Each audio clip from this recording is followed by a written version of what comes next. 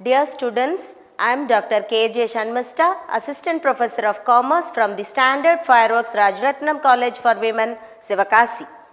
The lesson I have brought towards you today is Fayolism, that is, in Principles of Management, 14 principles were contributed by the great management thinker Henry Fayol. So, we are going to learn about the principles of management which are taught by Fayol.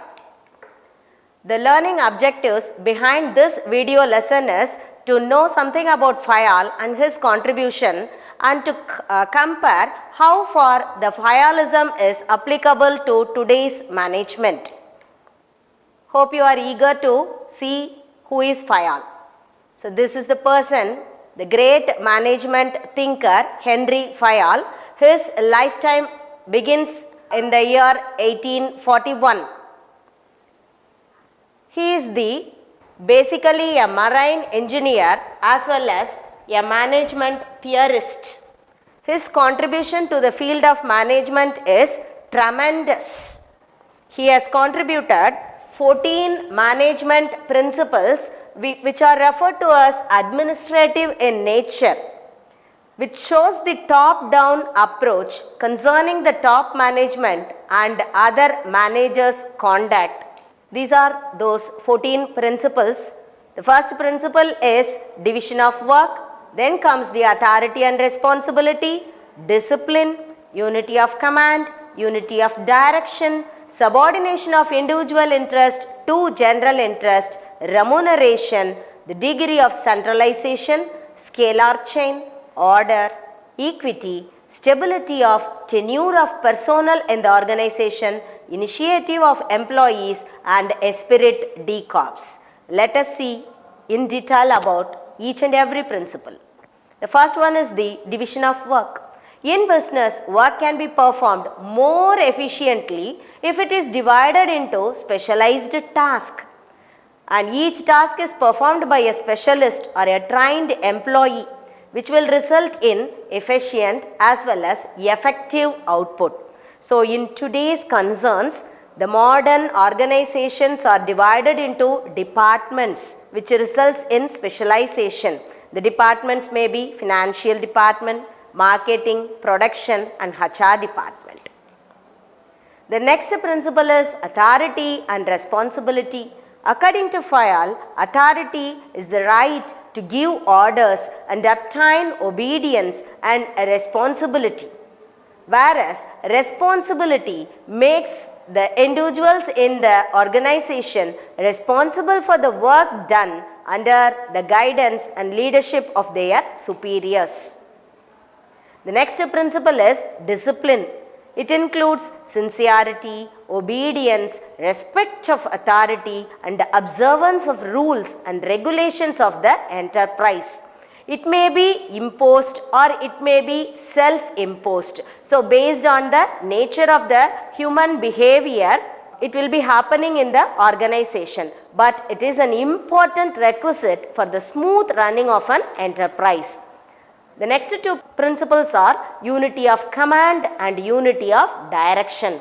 Unity of command represents one man, one boss. That is, an employee has to get orders and instructions from only one boss. Unity of direction refers to one man, one plan. So, the group activities should have same objectives, then they should have only one plan of action. The next principle is subordination of individual interest to group interest. The organizational objectives or goals may be profit oriented, increased output, to get the market share, to get customer satisfaction and all. And the individual interest may be getting more handsome pay, including bonus, perquisites, vacation and all. Here, individual interest should be subordinated and the general interest of the organization should be given more importance. The next principle is remuneration. Every employee in the organization is working to get remuneration in the form of monetary benefits or non-monetary benefits. It should be motivating them to work more, to contribute more towards the goals of the organization. The next principle is centralization. The concentration of decision-making authority in the top management is called centralization. Through delegation, the work may be given to the middle level as well as to the lower level management. According to Fayol, there is a need to balance between the hierarchy as well as the division of power. The next principle is scalar chain. According to Fayol, organization should have a chain of authority and communication that runs from top to bottom and should be followed by managers as well as the subordinates. This chain should not be violated in the normal course of formal communication. However, in case of emergency situation, gangplank is applicable, which means the shorter route that has been provided so that communication is not delayed. The next principle is order. Order here refers to doing the work systematically by the systematic organization of men, machine, material, etc. There should be a proper place for every employee in the organization. The next principle is equity.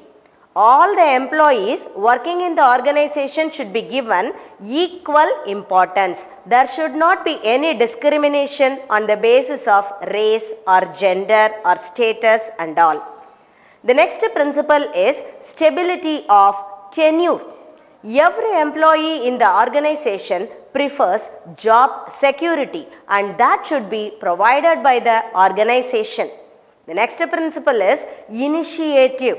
The employees should be self-motivated towards the work environment. That is, the management should create a good atmosphere so that the employees' initiatives will be induced to work more.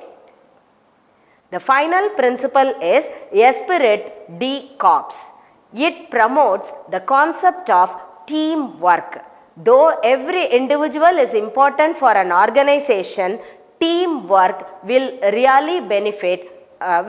really provide good benefit to the organization. And finally, a discussion. Is Fayolism still exist? Here is a comparative chart. In earlier days, that is during his period of 20th century, division of work was there. Now we are talking about multitasking. The Fayolism talks on employees are preferring job security, and now it is the problem of the employers. The employers prefer to retain their employees. In earlier management concept, managers are empowered, that is, they enjoyed the authority.